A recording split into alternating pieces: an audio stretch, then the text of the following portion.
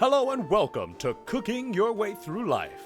Today's episode is Cooking Your Way Through Wanderlust, and today's culinary tie-in is cooking while traveling. Cooking Your Way Through Life is a podcast combining knowledge of the kitchen and applying it to real-life situations. This podcast is all about understanding techniques to make things you already know even better. Topics from traveling on a budget, setting and achieving short and long-term goals, and of course, cooking.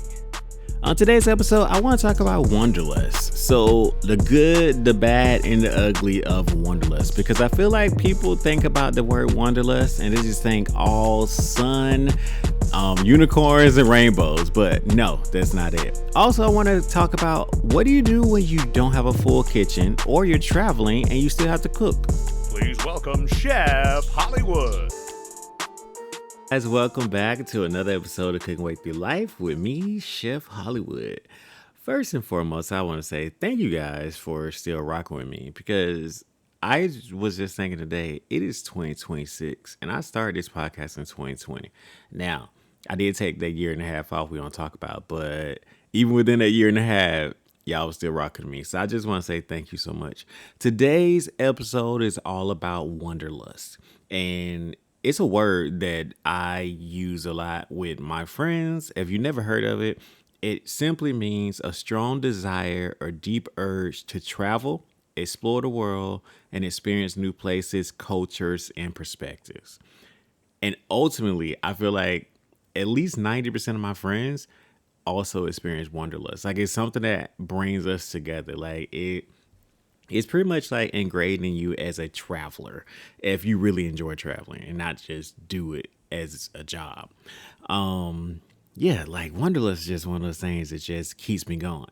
I feel like growing up versus now, traveling has changed I don't want to say my identity, but a little bit because I can't really separate who I am today from traveling. Like it's a part of who I am. You know, like if this is not your first time listening, then you know I work on cruise ships.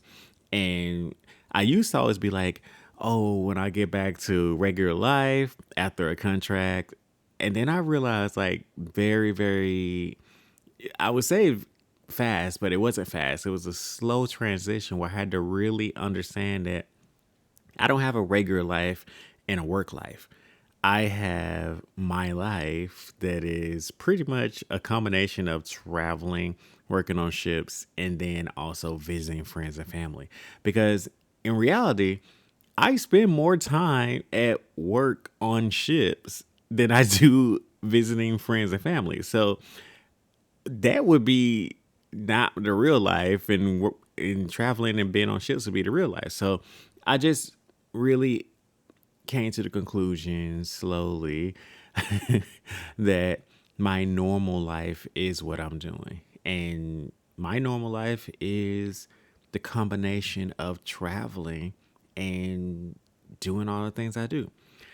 I feel like Wanderlust has pushed me through this. And when I think about the word Wanderlust, like I look at it as freedom, but sometimes when I talk to people, I realize that they look at it as restlessness. And I'm not a person that's restless. Like I'm the person that's the opposite of restless. I love when things like come together and it makes sense and it clicks. I'm not a more is more type of person. I'm not a person that is like not fulfilled and always looking for the next, because I feel like that's an ungrateful person. And when you're ungrateful, I feel like things stop coming to you. Like no matter what you believe in, God, the universe, a deity, I don't feel like any of those entities would feed into somebody who is never happy and satisfied with what they have. Why would you? You know? And so for me, Wanderlust is like a freedom because I feel like I have first of all, I have I don't want to say privilege, but it's kind of a privilege. I had a privilege to live the life that I live And I say kind of don't want to say it because I worked for it. It's not like it was given to me. I was born into this life. But I always look at it as I'm very, very appreciative of where I'm at, excited about where I'm going, but never taking any of it for granted. So I always look at Wanderlust as freedom because it just keeps me pushing and going and really just enjoying this thing called life. If you are on the other side and you look at it as restlessness, or you are a person that's just like never satisfied, Wanderlust isn't going to help you because nothing's going to help you until you basically become satisfied with you and what you have in your life. And then everything else that comes after it is going to be like icing on the cake. It's like more of the good, but you have to really enjoy and love yourself and, all the things that come along with that before you can do that. I think for me, also, another side of Wanderlust that people overlook sometimes is I live out of a suitcase most of the time. Like I am a person that is very nomadic because people that don't people that don't really live in the Wanderlust lifestyle just assume that it's just like glitz and glamour. Like you see my highlight reels on social media. When you think about your favorite celebrity, you see the highlight reels. But living out of a suitcase, airports becoming like secondary homes. Yeah, like those are things that are nice every now and then, but also not so nice every now and then. It's like the good and the bad. And it's also one of those things that I realized that you can't really complain about. You can, but people don't want to hear about it. Like, I had this joke with a lot of my friends where we'll say stuff to each other and we'll be like, but that's a first world problem. Because a lot of times, everyone goes through stuff. Life is lifing to everybody. The problem is we all have different forms of life that come at us. But I don't feel like we should diminish anybody's experiences in life, their lows, their highs, and whatever comes along with that. But I do understand, know your audience, because I have told people that as well. So I'm not a person that's just like will complain about living out my suitcase or being at the airport in the middle of what is happening in America right now. You know what I mean? Like, I always think about the people are dying, Kim. Like, like you do have to know your audience, understand like the grand scheme of things, and is it a first world problem? Can you call a friend? Should that be in a group text? Like these are things that we should be using in the line of making sure that we are not adding on to the I would say vast amount of people that are just out of touch in this world right now. The second part of Wanderlust I want to touch on is the idea that there's a beautiful side, and what travel gives me. I feel like travel gives me, as a chef, on the chef side, it gives me new techniques. It leads me into new cultures. It allows me to taste new flavors. I feel like it also gives me an ability to expand my horizons in a creative like style. You know, I'm inspired by so much. And when I take inspiration from one culture, it's not to diminish that culture. It's always to really just enhance my abilities as a chef, but also to really embrace that culture. And nobody knows your past when you land somewhere new. So it's always one of those things where it also gives me a little bit of re- reinvention. Like it's like a not that I'm going somewhere and be like, "Hi, my name is Ted. I'm a butterfly tamer," but it does give you the ability to kind of go with a fresh start.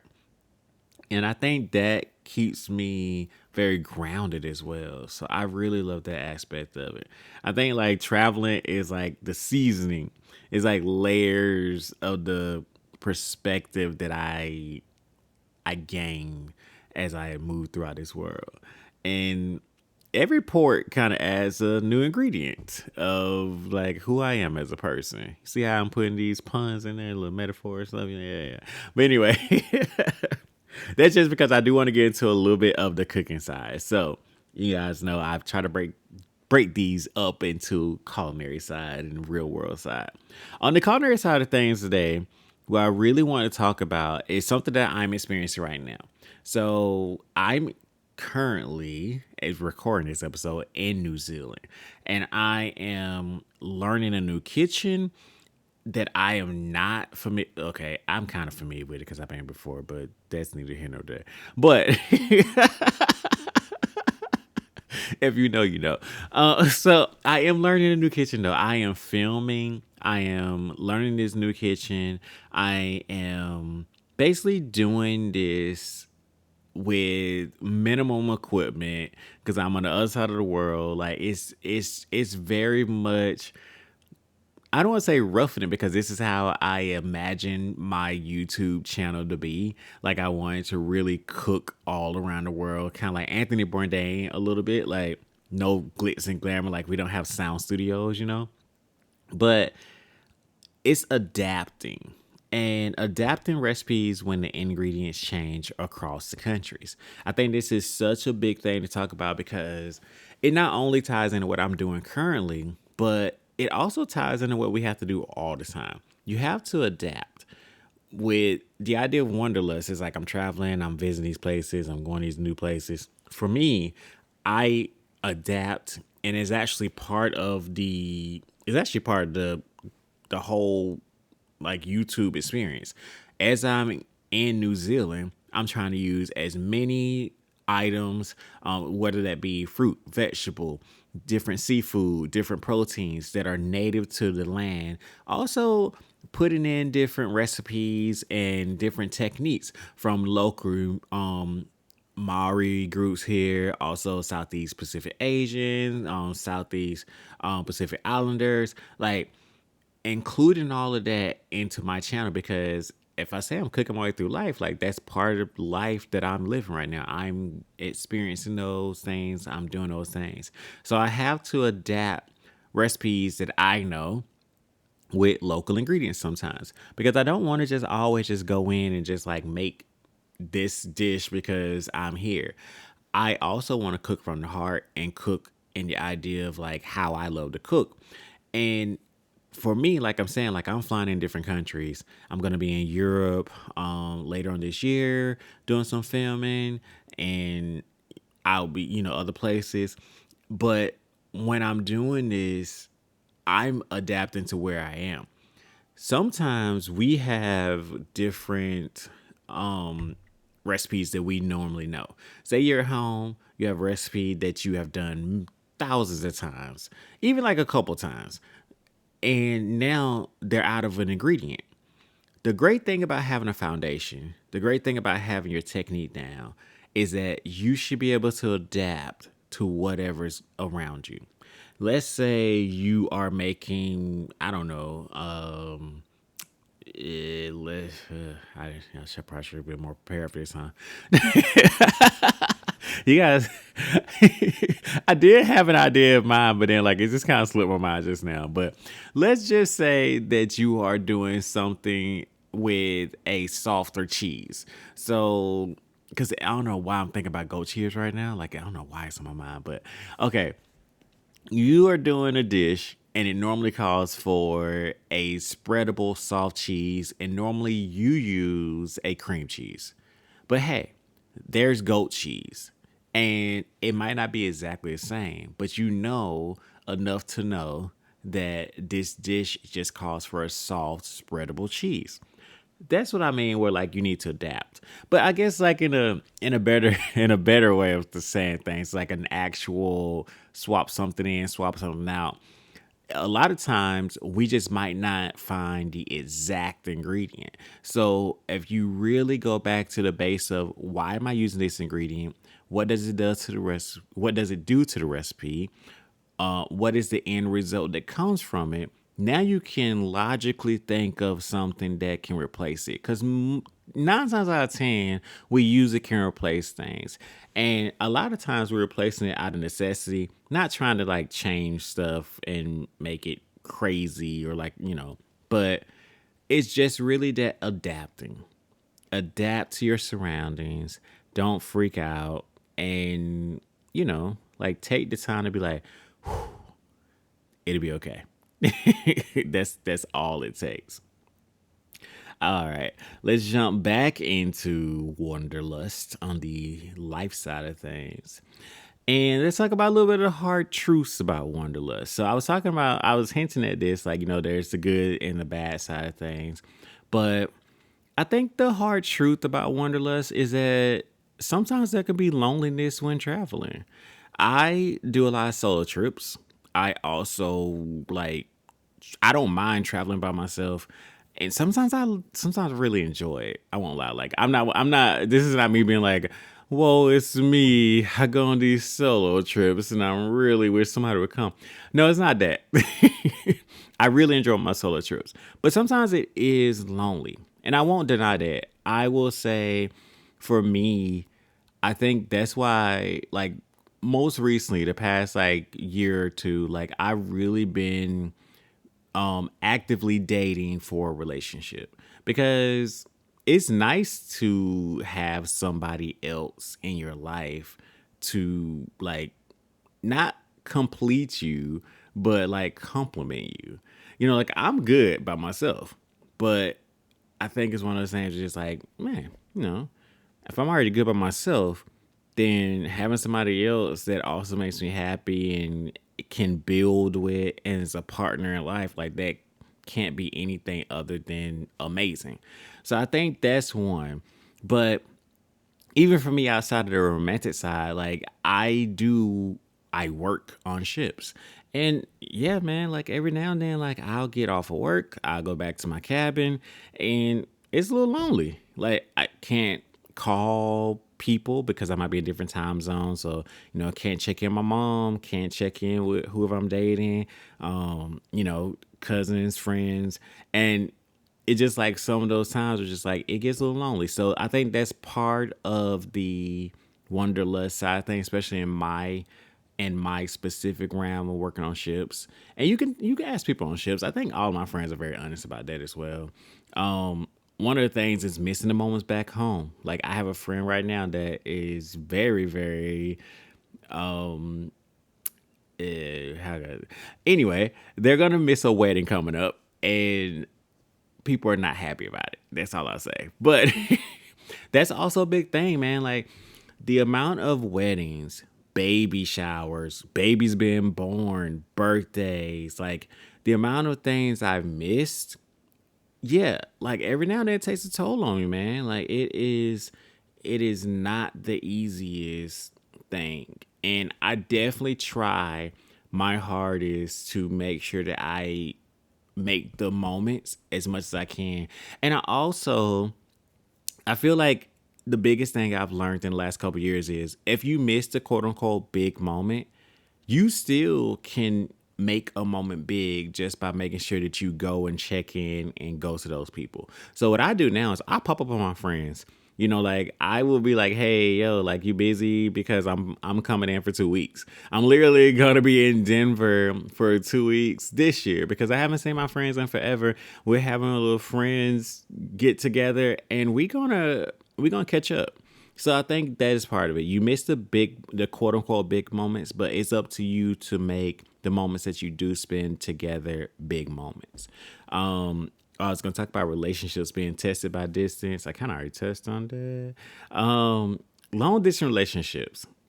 Look, I feel like, and I already had this whole episode about this. I feel like relationships are already tough because you're two people trying to be on the same page and trying to make each other happy and I mean hopefully you're putting in a lot of effort. When you add distance to it, I personally don't feel like it's that much more difficult. But hey, because I feel like it's a cop out. I do. I kind of feel it's a cop out.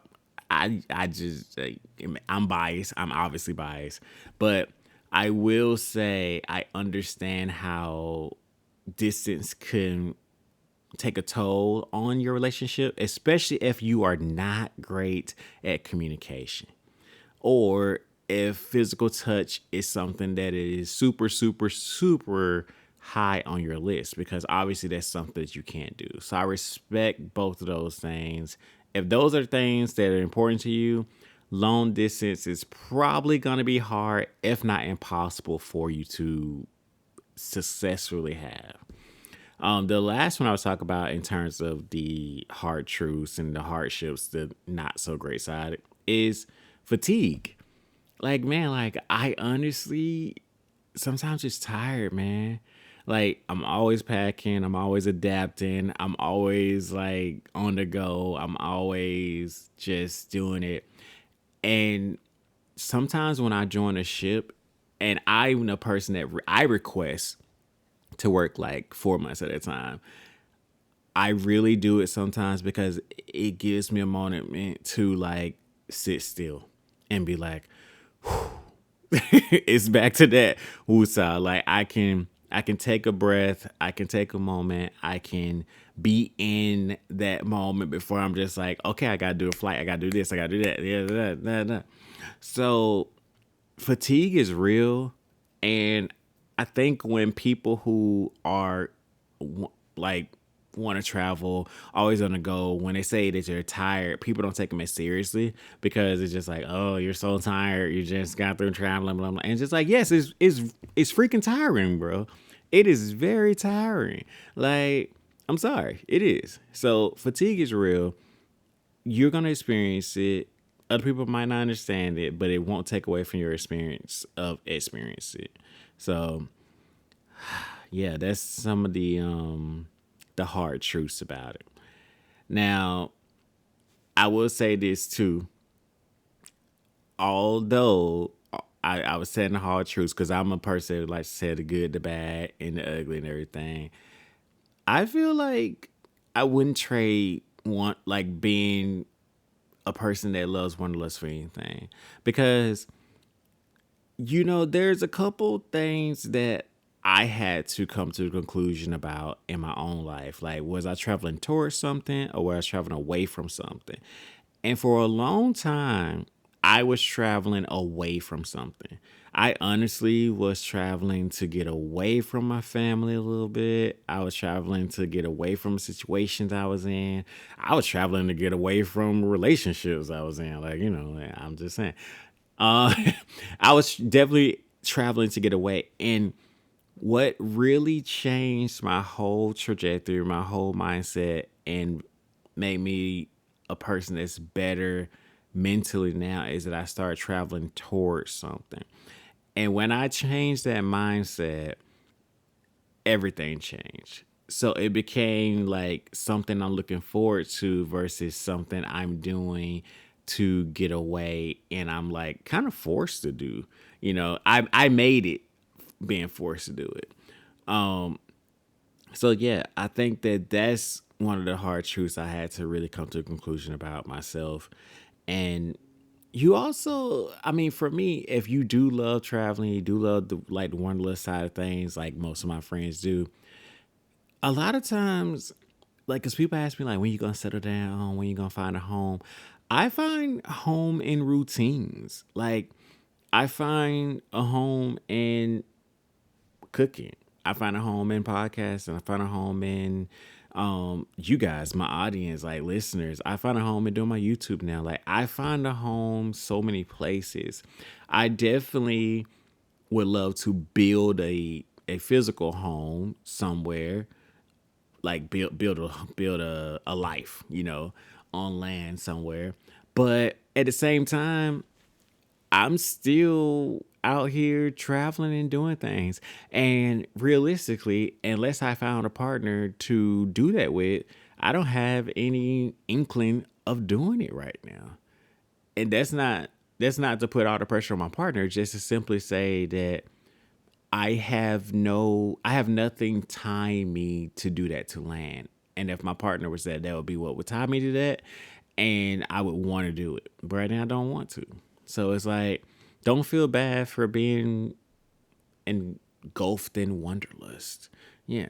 So, all right, let's get back to the second part of the culinary tie-in side of things today. So I talked about adapting recipes when your ingredients change across the countries, or even just when you're at home and ingredients have to change. The other thing that I would like to talk about is cooking without a full kitchen. Now, I talk about this because traveling, right? Like traveling teaches you flexibility in everything. So I'm doing the extreme, right? I'm literally in New Zealand, as I mentioned, and I have access to a kitchen, but it's not my kitchen, so I don't have full access to it. I'm kind of on a time frame when I can use the kitchen to film, like not to cook and do other things, but like I'm filming, so I'm stopping production from everybody else using the kitchen, right? And I'm a person that I would not want to do that outside of the time I actually necessarily have to. So I say that to say, like, I have a full kitchen, but I don't have access to it full time. Sometimes when you're traveling, you might have a kitchenette, or you travel outside the country, first time especially, you might notice that you have access to a quote unquote full kitchen. But if you're from like America, that does not include like all the things you might be used to. So I think just being flexible comes with the idea that even if you don't have all the equipment that you're used to, all the space you're used to, all of the access and time that you're used to, you have to adapt and figure out, like, okay, well, what can I make in this space? What can I do in this time frame? What can I actually accomplish with the tools that I have like access? This also happens at Airbnbs. Like, let's be real. Unless you're like me, where you're actually filming content, you're not trying to buy any extra equipment at an Airbnb. So you use whatever's there. Whatever pots and pans are there, that's what you got to use. And so it's simply the same thing as that. Like, you might have an idea of you and your family, or you and your friends are going to go to the Airbnb. You're going to make A, B, and C. But then you get there and realize, like, I can't make A, B, and C because I don't have anything to make that. And now you got to adapt, because what you going to do? Not eat? So same as that concept. I'm just doing it as an extreme because I'm like literally in a house and for weeks, and I'm fully adapting. Honestly speaking, I'm gonna be more adapted here than I would be somewhere else when I leave here. But yeah, it's like understanding that you do have to be flexible. You do have to adapt. You do have to kind of pivot. I think pivot is a great word, because we have a plan, but then sometimes you can't do the plan. So you got to learn how to substitute ingredients. We talked about in the beginning. You got to learn how to change the way you're going to make the dishes. You got to learn how to really be flexible in the flavors that you're going to accomplish and bring to life. So, yeah. Woo. All right, guys. I feel like we really tackled Wanderlust today. All right. Well, before we get out here, as always, I would say bringing this episode to a close. What would I say about Wanderlust to really just like bring it to a close? I guess, well, first off, I want to say Wanderlust isn't always glamorous. Like, sometimes just figuring out where to do laundry next. Like that's at the core of it, is something that is on my mind a lot when I'm traveling. And like that's one of the things like we don't really talk about as much. The world teaches you humility faster than any kitchen ever will, because I feel like I grew up in the kitchen, but the world has been whirling. Is that a word? Worlding. But no, I definitely, for real though, Wanderlust is amazing. I would not trade it for the world, as I mentioned earlier. But there's realism and understanding what comes with wanderlust. It's not just like this hippie word where I just love to travel and everything's unicorns and rainbows. It's going to be amazing all the time. Now, sometimes there are unicorns and rainbows. I've been there, guys. No, no, for real though. It is ultimately fulfilling if it's something that you love to do, but there are things to it that some people don't want to sacrifice. Some people don't want to do those things, you know? At the end of the day, like I had to become very nomadic. I used to be, well, first of all, like I'd be a very materialistic person when I was younger, and I probably was not that great to be around at some point in my life. But fast forward through all that, I had to stop being so literally materialistic, not like even in the like I love things, but just because I had to narrow down what's important, what do you need, because I only have so much room in a suitcase. And it really forces you to be like, I don't need that. Why do I have this? What am I doing? So I just really had to realize like what's important, what's not important. And once I became more nomadic, it was easier to really embrace my wanderlust. Now, for all those people out there who are wanderlust chasers like myself, welcome. And if you're not, then also welcome. But maybe you can embrace a little bit of wanderlust every now and then.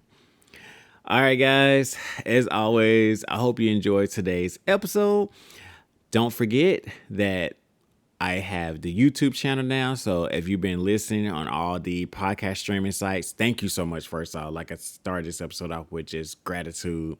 But I do have some really cool things coming to the YouTube very, very soon. Probably on my birthday, so May-ish, where there's going to be visuals, guys. So I will have actual full visual episodes. I filmed some already with some co-hosts, some crazy episodes. It was really fun. I got some live episodes, like in-person co-hosts. I got, of course, the ones that are across the world, because I got people all over the world that I co-host with.